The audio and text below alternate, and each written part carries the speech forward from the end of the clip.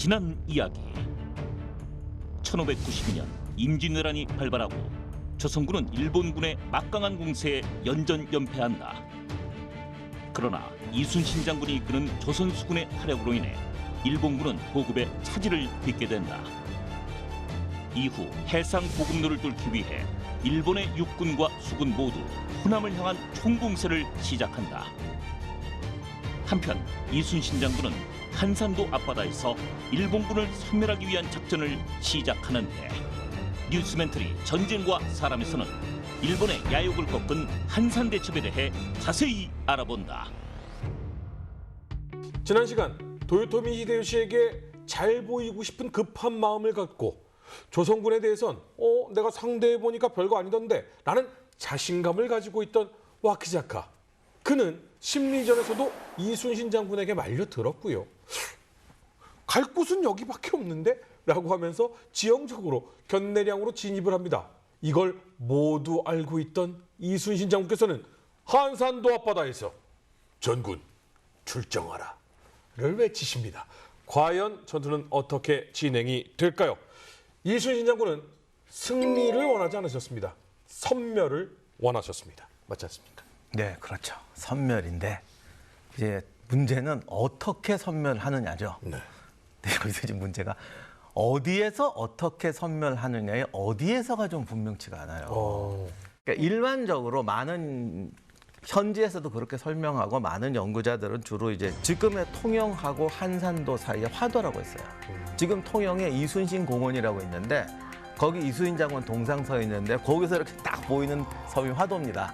그러니까 그 동상이 그 한산해전 전적지라고 알려진 그곳을 이렇게 지켜보는 자리에 있어요. 그 화도가 가을철에 그 갈치의 새끼 풀치가 많이 나오는. 도대체 낚시하러 얼마나 다니시면 전국을. 근데 이순신 장군이 서 계신 그 동상이 지켜보는 곳이 의미가 있어서 거기다 동상을 세운 거죠. 네, 그래서 보통 거기라고 지금까지 알려져 있는데 사실 명확한 기록은 없어요. 추정쯤이다. 그런데 와키자카의 기록을 보면 삼리를 추적해 나갔다고 돼 있어요. 견내량에서. 근데 출발 지점이 어디 정확히 모르겠고 그다음에 일본의 삼리는 우리 30리입니다. 그래서 이게 12km예요. 12km를 쭉 그어보면 네. 한산도 지나서 저 아래까지 가요. 그러면 이것도 너무 멀잖아요. 네. 근데 이게 옛날 배들은 똑바로 못 가요. 이렇게 가거든요. 네. 그러니까 이게 직선거리는 아닐 것이다. 그리고 이날 전투하면서 움직였는데 자기들이 이걸 정확히 어디다 제껴서 좌표를 찍은 것도 그렇죠. 아니고 그러니까 이런 거 저런 거 합하면 정확한 거리는 모르겠지만 아무튼 견내량 바로 입구는 아닌 것 같다라는 생각을 하게 되죠. 그래서 아마 10km, 8km 정도 라인에 있는 화도 지역이라고 봤던 것 같아요. 그런데 어쨌든 거리 가지고 좀 추정하기는 어렵고요. 안 맞으니까. 네. 기록을 보면 이제 넓은 곳을 끌어내서 하객진을 펼쳤다고 돼 있어요. 네. 그런데 사실 여기도 보면은 넓다고 해서 그냥 광활하게 넓은 건 아니에요. 그런데 화도 주변은 화도만 있는 게 아니라 그 앞에 또 섬 있고 왼쪽에 또 섬 있고 이렇게 사실은 섬이 이렇게 둥글게 싸고 있어요. 그래서 아마 다들 여기가 마음에 들었던 것 같아요. 왜군이 이렇게 왔다. 그 섬 이쪽 저쪽에 조선군이 매복하고 있다. 그래서 끌어들인 다음에 이 섬에서 나오고 저 섬에서 나오고 이렇게 해서 포위 섬멸했을 것이다. 뭐 아름답잖아요. 네. 그런데 이제 기록에 보면 함대가 이렇게 가다가 조금만 물길을 잘못하면 저쪽으로 가는 거예요. 이렇게 못 와요. 그러니까 가면 그냥 빠이빠이예요. 아니면 저기 가서 걸리겠구나. 이런 게 있다는 건 아는데 정확하게 거기다 놓고 봐서 어떻게 되는지를 몰라요. 그러면 섬이 있는데 과연 그 시대에 무전기도 없는 시대에 끌어내가지고 저쪽 함대 나와라고 했을 때 통신을 어떻게 하느냐. 물론 뭐 섬에 봉우리 올라가 있다 신호할 수도 있지만 그 과연 신호했을 때 기어 나올 수 있느냐. 언제인지 알아. 싸우다가 얘들이 바로 안 오고 뭐 머뭇머뭇해서 만약에 다시 치고 끌어냈다면 시간이 정확하지 않을 거 아니에요. 그러면 섬 뒤에 흩어져 있던 조선 함대가 깃발만 흔들면 나올 수 있냐는 거야. 어쨌든 이런저런 정황을 보면 너무 넓게 펼쳐서 다양하게 움직였다간 배들이 따로 놀 확률이 굉장히 많을 것 같다라는 추정이 들어요. 제가 볼 때는 섬을 이용해서 둥글게 포위하는 게 아니고 하객진이라는 것도 그렇지만 가운데로 몰아넣는 게 중요하다는 거죠. 네. 그렇다면은 이게 아주 고전적인 방법인데 좁은 협곡에서 빠져나올 때 네. 이제 군사 용어의 내선 기동과 외선 기동이라는 게 있는데 내선으로 움직이면 이 부채꼴의 이 호의 길이가 짧아지잖아요. 근데 외선으로 움직이면 외선이 길죠. 네. 그러면 함대가 한 줄로 나오지는 못하니까 이렇게 나오면 바깥으로 펴지게 되지 않습니까? 네. 그럼 뒤에 있고 뒤에 있는데 앞에 나온 배들이 부채살처럼 퍼졌을 때 바깥에 있는 함대는 훨씬 넓게 둘러쌀 수가 있어요. 그러면 뒤에 아무리 많아도 접전 지역에서는 외선에 있는 부대가 수의 우세를 유지할 수가 있습니다. 적을 포위하게 되고. 네. 그렇게 보면은 견내량 입구 쪽이어야 더 이론적으로 맞아요. 그렇죠. 그러니까 이제 견내량 앞쪽에서 빠른 물살과 함께 일렬로 나오고 있는 왜군들을 포위한 상태로 계속 공격을 하면서 뒤로 물러나는. 그리고 왜군은 계속 뒤에서 밀어내니까 부딪히고 병목 현상이 일어나고 이런 상태로 전투를 했다라는 추정을 해주셨는데 이것도 이것이지만 한산도 대첩이 가장 유명한 건 학익진을 펼쳐라. 이거 아니겠습니까? 크게 봐서는 이렇게 펼치는 거죠. 그래서 네. 좌우익으로 감싸는 진영인데 이건 두 가지 장점이 있어요. 첫째는 적을 이렇게 삼면을 감쌀 수 있고 그다음에 포격이나 이런 거 할 때는 이제 십자포화에 넣기가 좋아요. 이제 그런 점에서 이 학익진을 펼치게 되는 건데 중요한 거는 이 학익진의 위력을 알려면 이거로 그냥 싸운 게 아니고 이게 기본 대형이고 이제부터 실제로 전투가 벌어질 때는 또 대형이 바뀌면서 격투가 되어가는 거예요. 요 과정을 안 써놓으셨어요. 근데 이 과정이 최고의 테크닉이거든요. 요거를 이해하려면 이제 어떻게 일본군과 조선군이 실제로 붙었을 때 어떻게 싸우느냐를 있는 기록을 가지고 최대한 일단 맞춰봐야 할 것 같아요. 네. 이걸 위해서는 이제 좀 옛날 얘기부터 해야 되는데 일본군은 기본적으로 백병전 중심입니다. 네. 그러니까 육군도 막 태워요. 배에만 있다 보면 이제 싸우는 게 비슷하거든요. 총 쏘고 칼 들고 들어가고 이렇게 돼서 이걸 보통 등선 백병정수, 보통 영어로 로딩이라고 그러는데 그냥 올라타고 네네. 이렇게 하는 거죠. 여기에 반해서 조선군은 주로 이제 장병전술입니다. 그러니까 장병전술이라는 건 거리를 두고 싸우는 걸 말해요. 활이라든가 총이라든가. 그러면 이제 구체적으로 어떻게 싸우느냐? 해전에서 실제 싸우는 구체적인 전술을 결정하는 요인은 배, 전함과 무기, 그리고 요것에 조합한 전술이에요. 이 세 가지 측면에서 함께 봐야 되는데 조선의 그 일본군과의 해전술은 고려 말에서 임진왜란까지 오는데 3번의 극적인 변화기가 있습니다. 세 가지나 있어요. 어떤 것들이에요? 첫 번째는 일단 최무선 장군이 만들었던 화포. 그러니까 화포라기도 화약 무기죠. 네네. 그거를 가지고 조선군이 제해권을 장악하게 되니까 여기에 맞춰서 이제 군함도 개발하죠. 근데 여기서 이제 전술 포인트가 뭐냐면 일단 우리는 장병이잖아요. 그러니까 배가 높아야 돼요. 일본군은 이제 달겨들고 우리는 활로 쏴야 되니까 성벽처럼 배가 높아야 돼요. 그게 첫 번째요. 그래야 맞추기도 쉽고 왜군이 뛰어 올라오기도 어렵게 됩니다. 네. 그런데 옛날 활하고 이게 지금의 기관총 쏘는 거하고 달라서 좀 효율성이 아무래도 좀 낭비가 되게 되죠. 네. 그러니까 앞으로 쏘는 게 아니라 배가 양쪽에서 붙어서 십자포화로 넣어야 돼요. 그러니까 무조건 사격은 십자포화가 기본이에요. 십자포화로 화망을 구성하고 여기에 이제 화기까지 동원해서 화통이라고 폭탄도 던지고 하면서 파괴력도 높이는 그것이 전술의 핵심이었습니다. 세 가지 핵심이 있군요.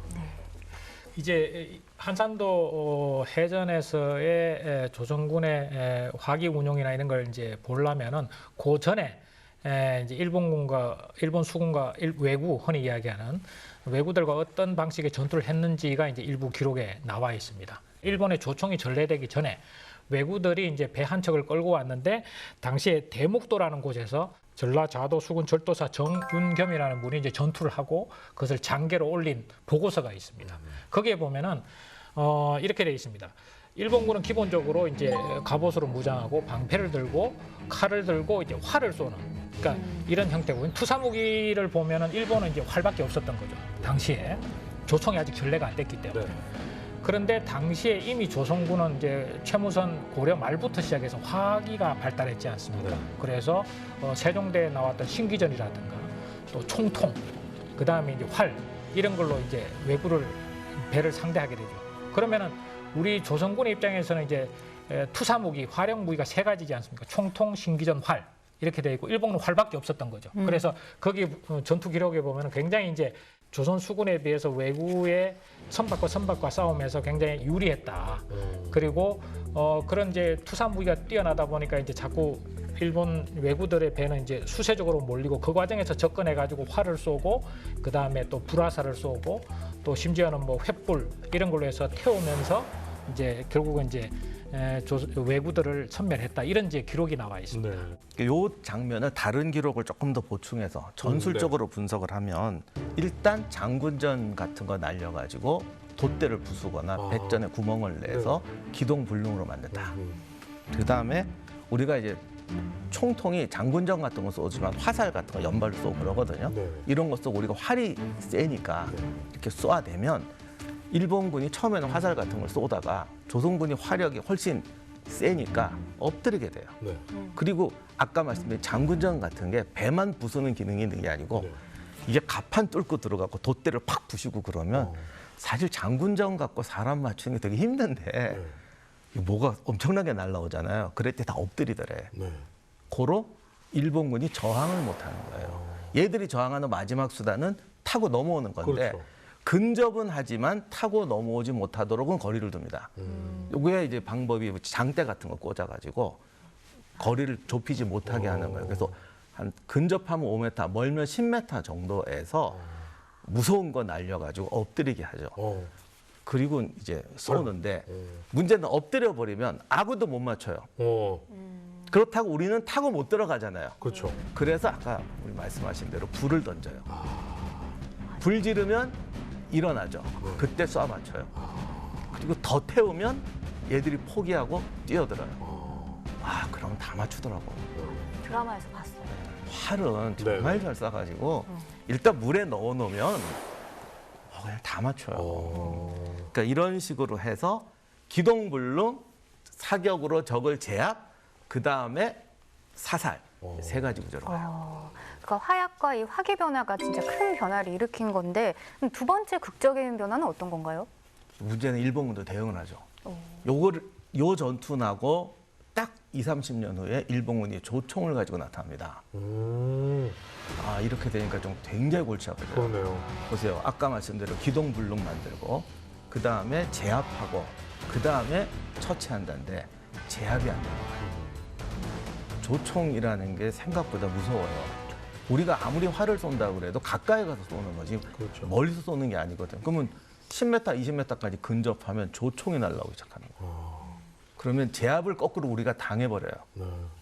그 다음에 우리가 총통을 쏴서 장군전 같은 걸 쏴서 배를 기동불능으로 만들고 적의 사기를 떨어뜨려야 되는데 일본군이 배도 크고 두껍게 만들기 시작해요. 그랬더니 우리보다 더 높아지는 거야. 여기서 두 가지 문제가 생겨요. 높아지는 거 두껍겠죠. 네. 쐈더니 튕겨 나오더래. 그 다음에 높으니까 곡사로 날려야 되는데 이분 다 직사각이잖아요. 그러니까 쏴도 맞출 수가 없어요.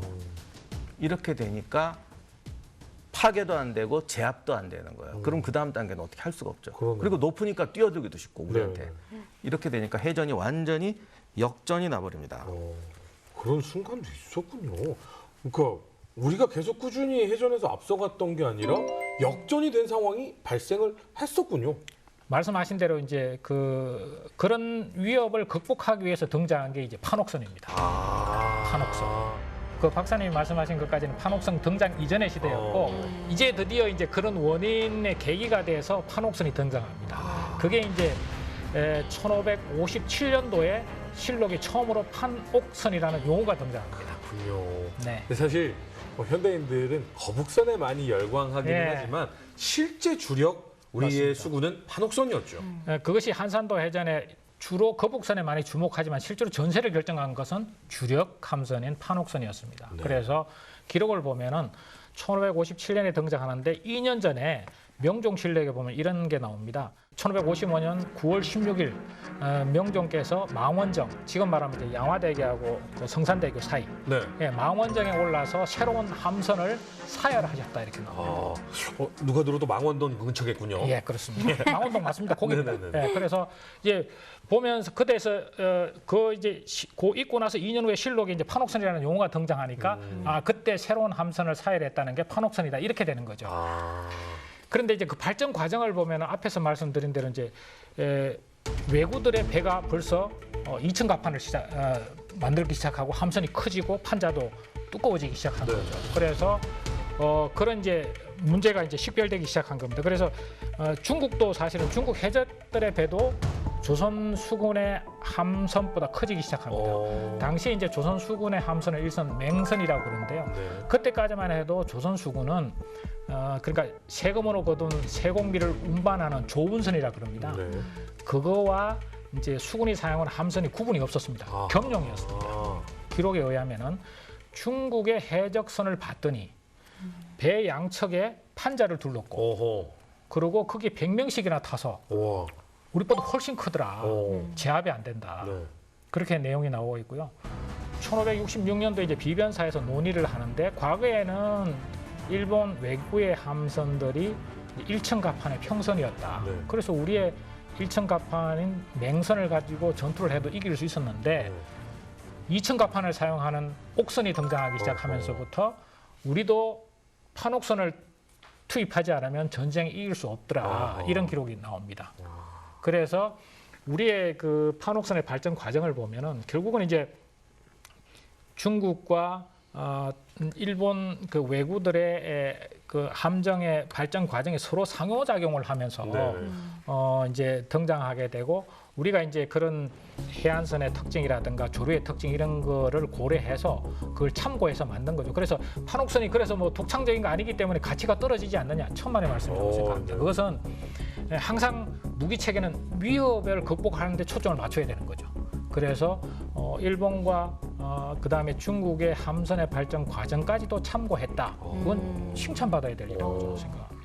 현대전에서도 보면 사실 전함의 시대가 있었잖아요. 네. 더 커지고 더 강력해지고 외부 갑판을 뭐 강하게 만들고 약간 전함의 발전하고 약간 비슷하다는 생각이 드는데 그럼 판옥선은 어떤 특징이 있습니까?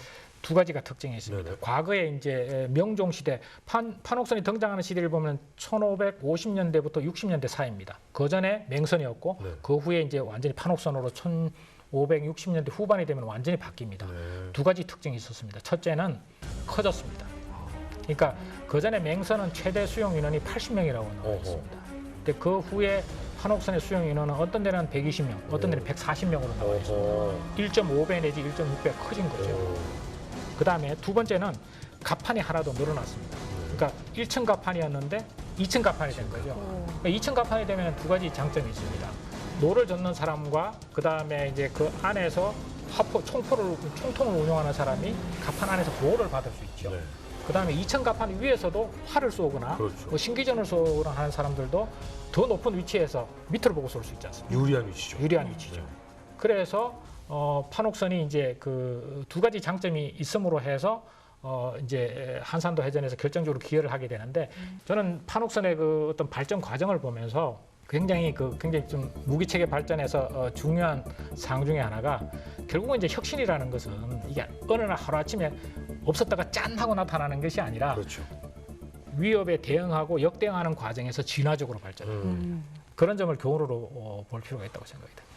그러면 네. 우리의 배들이 적보다 조금 높고 우리의 활과 우리의 총통이 발달했을 때 적들은 높이를 키우고 이 방벽을 둘렀단 말이죠. 예. 그래서 우리도 판옥선을 만들어서 그렇습니다. 더 높이고 예. 인원도 늘렸단 말이죠. 그렇습니다. 못 들어오면 그만이잖아요. 네. 무기는 그러면 안 바뀌나요? 당연히 바뀝니다. 기본적으로 이제 그 함선의 어떤 그 강도, 목재의 차이가 있다고 들었습니다. 그 기록에 보면은 일본은 삼나무를 주 재료로 씁니다. 우리 조선 수군은 적송을 주로 쓰죠. 네. 그런데 그 강도를 실제로 이제 실험 기구를 통해서 테스트해 봤더니 밀도가 약 한 30% 정도가 적송이 더 밀도가 셉니다. 강하죠. 네. 예, 그다음에 이제 휨 강도라고 해서 휘어졌을 때 부서지는 네. 부러지는 그 휨 강도도 보면 한 40% 정도가 더 강한 걸로 되어 있습니다. 그래서 구체적으로 수치는 뭐 적어도 30 내지 40% 정도가 조선의 함선을 만드는 적송이 훨씬 더 강도가 강했다. 이제 그런 과정에서 이제 우리는 화포를 위주로 이제 판옥선을 적지하기 시작하는 거죠. 네. 그런데 흥미로운 것은 판옥선이 등장하는 시점과 화포가 개량되는 시점이 일치합니다. 아마 그것은 우리 박사님께서 너무나 잘 아시지만 이제 1400년대에는 외구들의 출현이 별로 없었지 않습니까? 그래서 1500년도가 넘어오면 이제 외구들의 활동이 활발해집니다. 어허. 그러면서 이제 거기에 대응하는 과정에서 이제 화포도 개량이 되는데요. 조선시대 화포는 원래 세종시대까지를 일기라고 합니다. 일기. 네. 그때 천지, 현황 이렇게 네 가지 화포가 다 등장합니다. 네. 근데 이기가 등장하는 게 이제 명종시대 1550년대에 등장하는데 이때 이제 두 가지 변화가 일어납니다. 첫째는 화포의 크기가 커집니다. 이것도 한 20-30% 정도 길이가 커지고 구경도 커지고 두 번째는 발사체. 과거에는 총통전이라 그래서 네. 화살을 넣어서 쏘았지 않습니까? 네. 그래서 앞에서 말씀드린 1523년도에 정운겸 그분이 이제 왜군과 전투했을 때도 보면은 총통에다가 8발의 총통전을 넣어서 쏘았다 이렇게 나옵니다. 네. 근데 그 후에는 거기에 철환을 넣기 시작합니다. 네. 철환. 이 철환의 크기가 여러 가지라서 작게는 뭐 수십 발부터 시작해서 심지어는 뭐 표에 보면은 수백 발까지 들어가는 경우도 있습니다. 그래서 그 이제 쏘면은 근거리 전투에서는 그게 굉장한 위력을 발휘하죠. 인원 살상용. 그렇습니다. 네. 그래서 이제 그런 어떤 조선군이 판옥선과 화포를 같이 발전시켰다는 거. 이거 굉장히 중요한 그 포인트고 그것이 결국은 이제 상승 효과를 일으켰다 이렇게 볼 수 있을 것 같습니다. 예. 약간 예전 그 서양에서도 포도탄 이렇게 사용하듯이 우리도 그런 걸 사용했군요. 네, 그래서 아까 말씀드린 전술의 세 가지 원리로 보면은 대형 화포 강력한 탄 때문에 장군전도 더 강력해져서 배를 기동불능으로 만드는 게 효과적이 됩니다. 네. 그다음에 제압사격. 가장 큰 천자총통 같은 건 400발까지 들어가요. 제일 작은 승자총통이 15발. 뭐 수백 발이 날아가니까 제압사격에서 조총하고는 상대가 안 되죠. 그렇죠. 완벽하게 제압할 수 있고 물론 살상 효과도 있고 네네. 그리고 배가 높아지고 두꺼워졌으니까 역시 사격해서 제압하는 것도 훨씬 유리해집니다. 그래서 그 세 가지가 다 역전이 되는 거죠. 야, 그럼 조총 400발을 한꺼번에 쏘는 것 같은 효과를 발휘하는 그렇습니다. 그런 상황이었군요. 그런데 아까도 얘기하셨지만 판옥선은 평저선입니다. 파도 같은 것에 굉장히 취약하거든요. 그 얘기는 각도가 조금만 틀어져도 사실 맞추기가 쉽지 않을 것 같다는 생각이 들거든요. 그렇죠. 사실은 뭐 당연합니다. 그래서 이제 그 저희들 총통의 사거리를 대체로 보면 700-800m부터 심지어는 한 1km 정도까지 그렇게 보죠. 네. 그러면 최대 사거리를 쏘기 위해서는 이 고각을 얼마까지 높여야 되느냐? 45도 상태에서 쏘면 최대 사거리가 통상 나옵니다. 그런데 5도만 차이 나도 사거리 얼마 차이나 곡타로 이렇게 날아가면 네. 곡선 탄도를 유지하면 100m가 차이 납니다. 그러니까 당시에 일본 함선이 아무리 커도 20-30m짜리밖에 안 되는데 5도만 흔들려도 100m 차이가 나는 거죠. 네. 그래서 우리가 통상 이제 애니메이션이나 영화 같은 데 보면은 멀리서 뭐 1km, 2km에서 한 포를 쏴서 격침시키는 것 같지만 그거는 사실은 오해입니다. 오해고 결국은 이제 파괴력을 유지하면서도 곡사 탄도가 아니라 평사 탄도를 유지해야 되는 거죠. 가까이 가야겠네요. 이렇게 떨어지는 게 아니라 거의 네. 예, 포탄이 직진할 수 직선, 있는 네. 그 사거리를 해야 되는데 그 사거리가 이제 우리 조선군이 사용했던 교범, 뭐 수조 규식이라는 거기에 보면 200보 이내에서 발사한다고 되어 있습니다. 200보면은 140m, 150m 그 이내에서 발사하도록 되어 있습니다. 와, 근데 이게 140명이 타는 판옥선에서 150m 전후의 거리라면 정말 코앞에서 쏘는 그렇습니다. 근데 그것도 사실 그때만 쏘는 게 아니고 그렇게 하면서 접근해 가는 거예요. 그렇습니다. 그러니까 일본군 기록에 보면은 거의 10m까지 와서도 와. 그걸 총통을 쐈다고 그래요. 그러니까 계속 쏘고 제압하면서 들어가는 그렇습니다. 거죠. 한산도 해전의 애니메이션 그림을 보면은 하객진을 편 상태에서 포탄을 막 쏘면은 끝난 것처럼 이렇게 오해를 하는데 그렇지 않습니다. 일단은 편 상태에서 최소한 200보 이내에 근접해야 되지 않습니까? 그럼 140, 150m까지 근접하는 거죠. 거기서 또 쏘기 시작하는 겁니다. 네.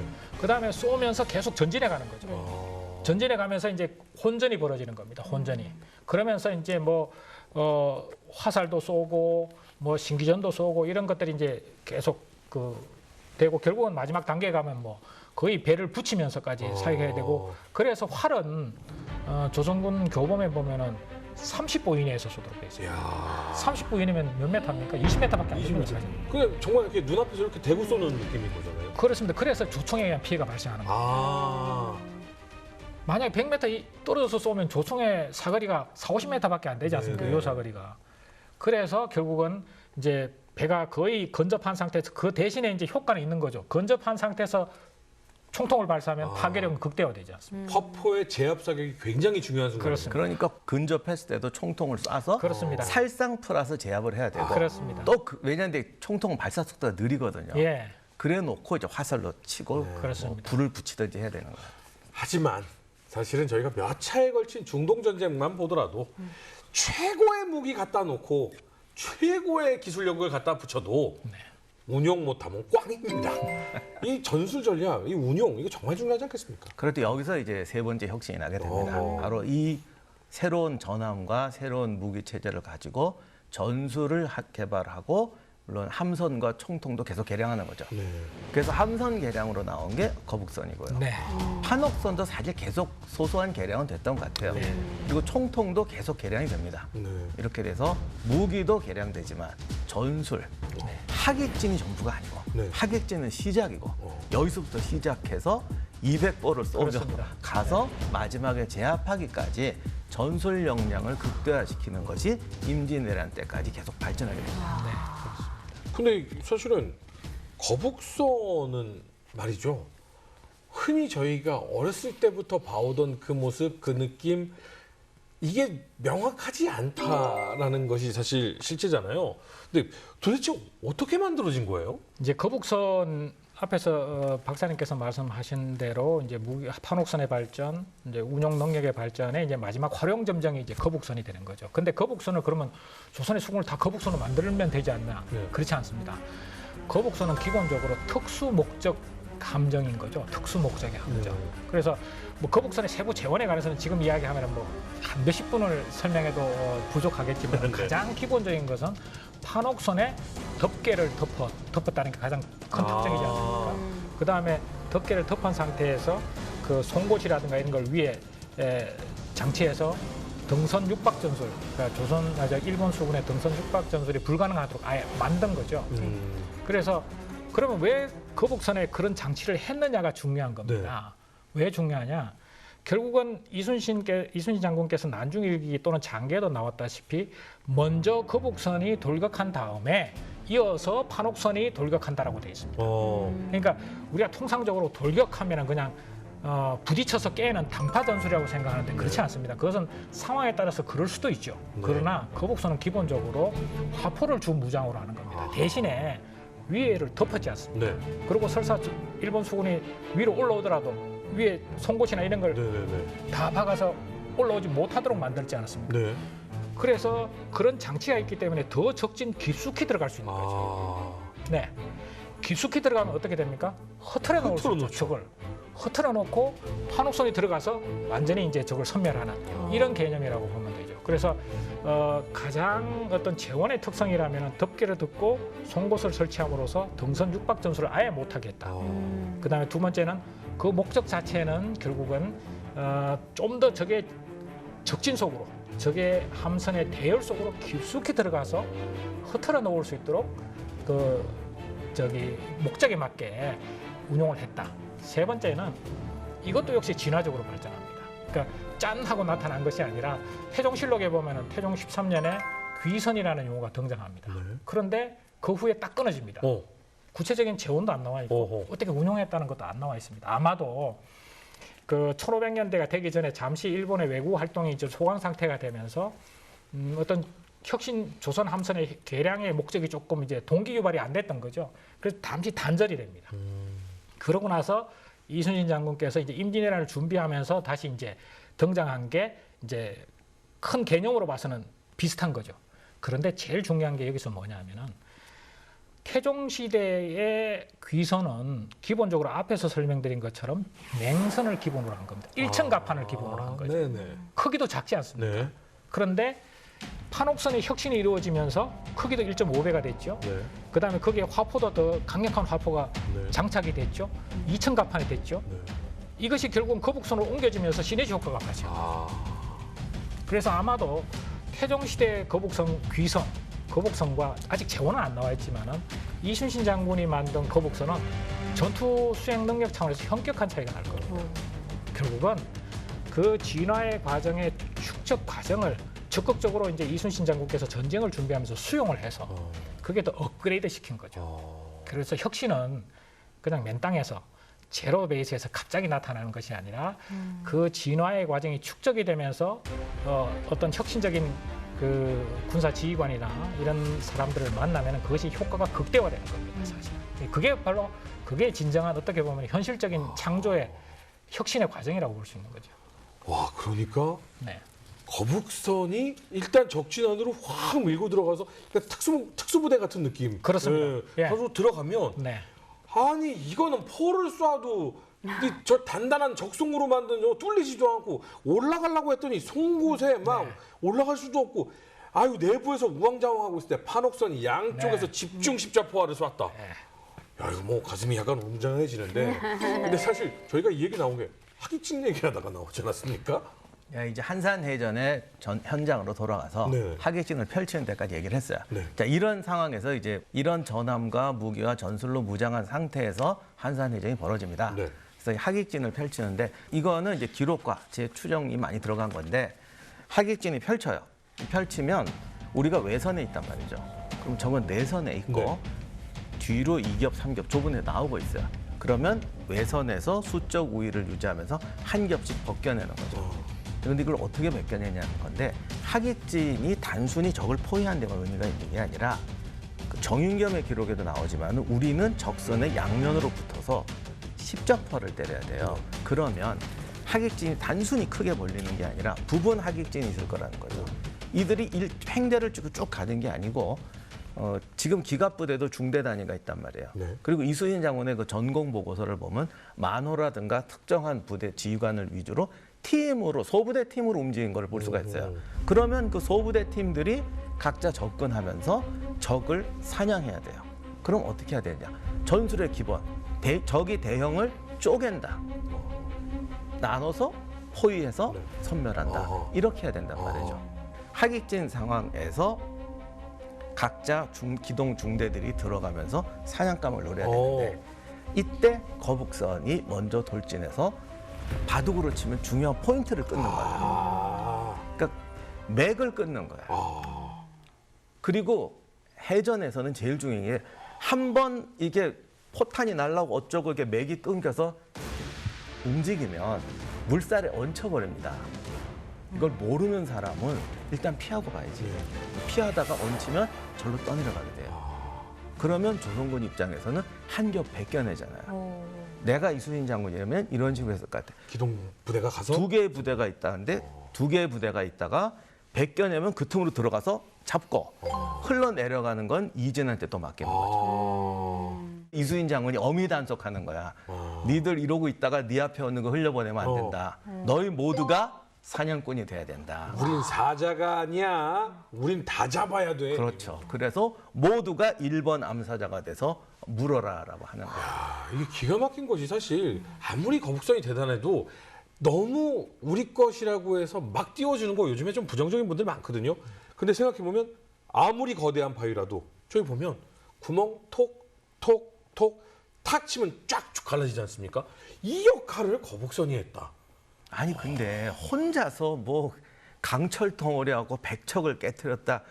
사실 이런 무기는 없어요. 네. 전쟁사에서 가장 위대한 거는 아까 우리 말씀하신 대로 주어진 무기를 가지고 전술적으로 활용하는 게 전술의 극치예요. 그럼 하객진으로 있다가 거북선이 탁 들어가서 포인트를 탕탕 치면 왜군들이 하고 커플이 벗겨지지 않습니까? 그러면 우리 배들은 이렇게 둘러싸고 있다가 바바방 하고 쏘는 겁니까? 아니죠. 그렇게 하면 맞지도 않죠. 아 그래요? 아까 말씀하신 것처럼 네, 예. 쏘긴 쏴야 돼요. 네, 제압을 네, 해야 되니까. 네, 네. 그러면서 이 중대들이 네. 하나씩 목표를 노리고 돌진하는 겁니다.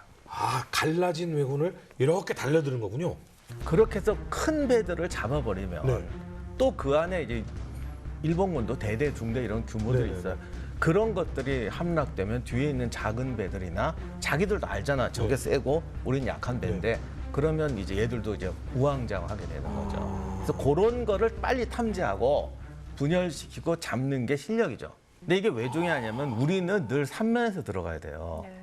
그러니까 단점이 뭐냐면 우리가 병력이 훨씬 많아야 돼, 배가. 아. 가뜩이나 배도 커야 되고. 그런데 이때 해전에서 보면 양쪽 수가 우리가 더 적었단 말이에요. 그렇죠. 대선은 좀 많았지만. 네네. 그러니까 어떻게 돼? 쪼개야지. 그래서 항상 적들이 보기엔 우리가 더 적게 느끼게 만드는 그렇죠. 게 우리의 그러니까 전략. 쪼개놓고 우리는 여러 척에 덤벼서 이제 부수는 건데 근데 사실 말이 쉽지. 이 전략을 실제로 수행한다? 이건 정말 고도의 능력이거든요. 자, 그러면 이 고도의 능력으로 쪼개서 결국 모래로 부셔버렸습니다. 성과가 어땠습니까? 이 한산도 해전에 시작을 하면서 와카자키 함대의 척수가 총 73척이라고 말씀드렸지 않습니까? 그 중에 이제 59척이 파괴가 됩니다. 그러니까 대선 35척, 그다음에 중선 17척, 소선 7척. 이제 나머지 이제 13척이 도망을 가는데 그 중에 대선은 한 척밖에 없고요. 대부분 이제 소선, 중선만 이제 도망을 가죠. 근데 여기서 이제 와카자키의 행적을 자기가 기록을 해놨습니다. 네. 기록을 해놨는데 추적을 해보면은 이제 쾌속선을 타고 도망을 갑니다. 도망을 가서 근데 도망을 가서 바로 부산진으로 못 들어가고 네. 거제도 일대 무인도에 이제 표류를 하게 됩니다. 그래서 거기서 이제 열흘 동안 그 미역, 해초만 먹고 있다가 이제 원균 장군이 이제 그 잔적 소탕 임무를 받았는데 네. 포위망을 살짝 푸는 틈을 타서 열흘 만에 부산포로 복귀했다 이렇게 나와 있고요. 그 이제 그런 고난에 또 어려움을 겪었던 걸 잊지 않기 위해서 한산도 해전이 일어났던 그날에 한해서 자기 일가들 전체를 이제 미역이나 해초만 먹게 했다고 그럽니다. 그래서 그게 뭐 최근에까지 후손들 가운데 최근에도 그런 정언이 있을 정도로 굉장히 충격이 컸던 것 같습니다. 그리고 만화배 사미노조 같은 경우는 이제 그 패전에 대한 어떤 좌절감, 더 이상 뭐 어떻게 할 수 있는 방법이 없으니까 이제 활복 자살하는 그 기록이 이제 와키 작가의 기록에 그대로 다 남아 있습니다. 그래서 아마 이 한산도 해전의 그 충격은 이제 일본군 장수들의 기록에도 봐도 굉장히 컸던 것 같습니다. 예. 저희가 월드컵 예선을 하더라도요. 큰 점수 차이로 이겨야만 이 다음 라운드에 진출할 수 있는 그런 상황들이 있습니다. 이순신 장군께서는 뭐라고 하셨습니까? 이기는 건 당연한 건데 섬멸하라 하셨습니다. 일단 이 와카사키의 함대는 섬멸에 성공했습니다. 하지만 일본의 함대 전체가 섬멸한 건 아니잖아요. 그렇죠. 아직 와카사키가 자기 혼자 단독으로 나왔기 때문에 진짜 해적 부대가 남아 있었습니다. 그런데 이들이 급하게 뒤따라온 게 아니고 한산도 패전 소식을 듣고도 나왔다고 그래요. 그거는 짐작해 보건데 네. 그만큼 도요토미 히데요시의 명령이 강력했다는 거죠. 그리고 어쨌든 제가 명령 안 듣고 욕심내고 나가서 죽었다 하더라도 그러니까 우리 안 나가 그랬다간 이게 뒤탈이 난다는 거죠. 그러니까 나왔던 것 같아요. 그런데 사실은 덤비지를 못하고 안골포라는 곳에 이제 정박하고 있었습니다. 네. 그러니까 제 생각에는 그냥 어떻게 갔다고는 해야 되잖아요. 그러니까 근처에 와서 안골포를 가보시면 지금도 그게 되게 좁아요.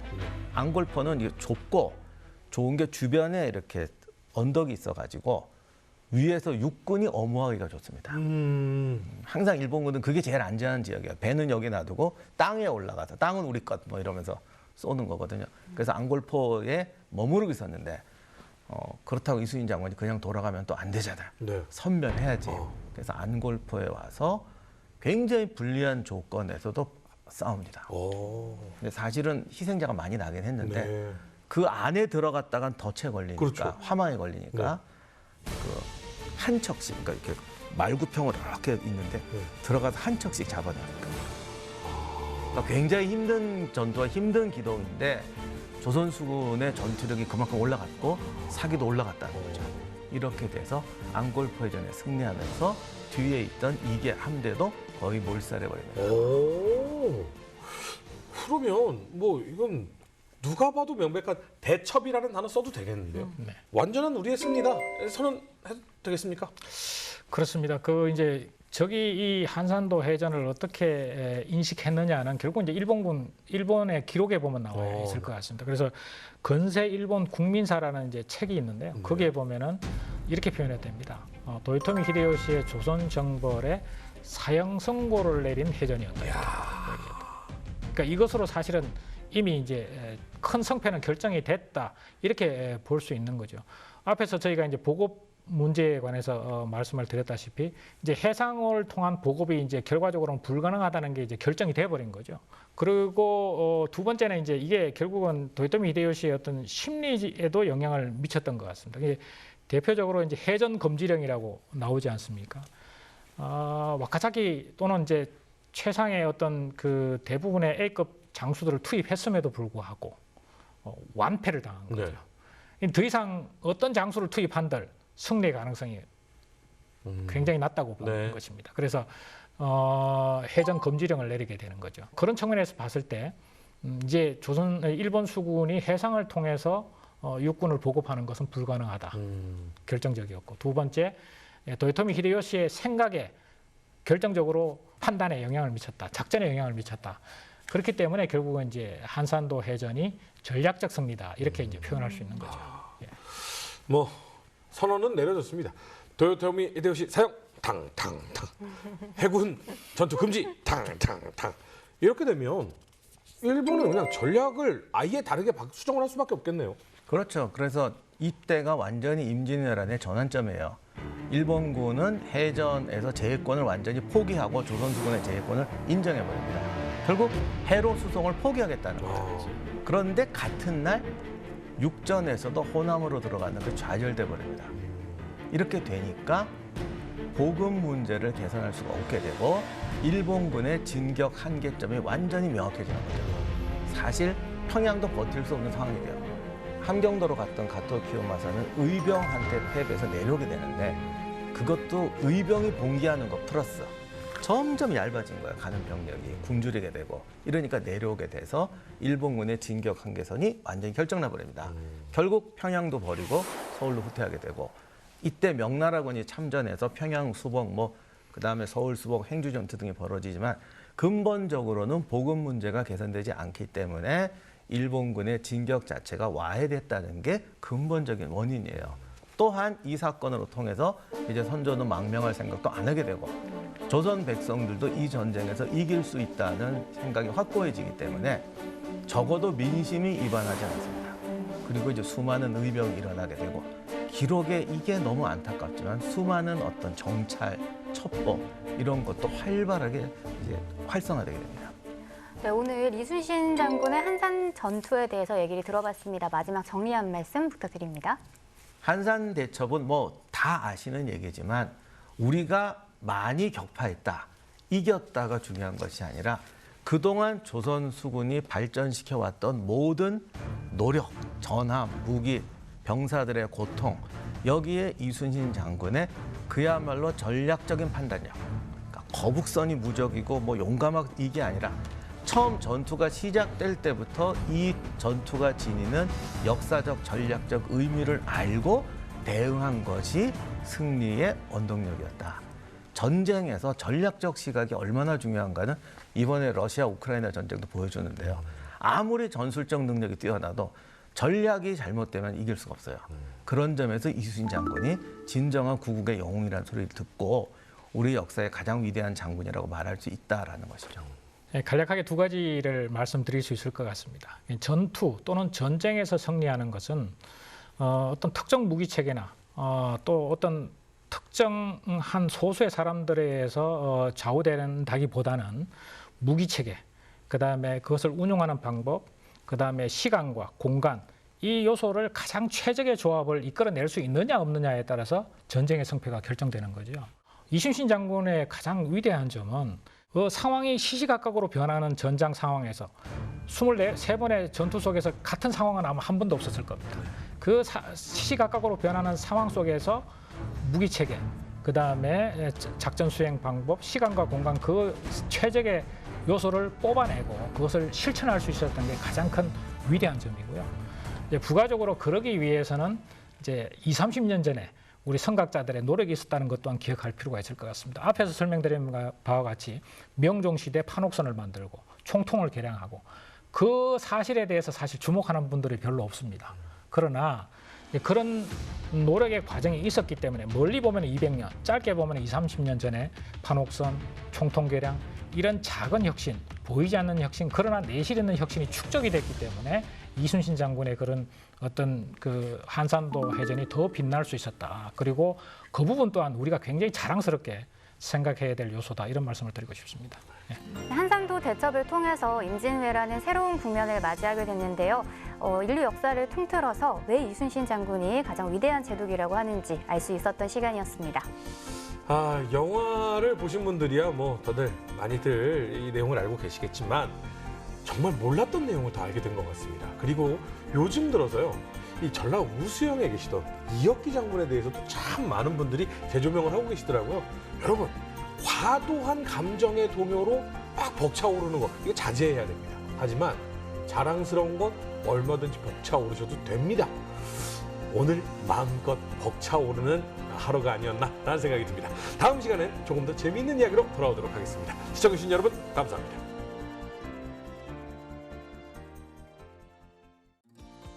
네, 유전사를 시청해주셔서 감사드립니다. 유익한 시간 되셨다면 구독과 좋아요 부탁드립니다.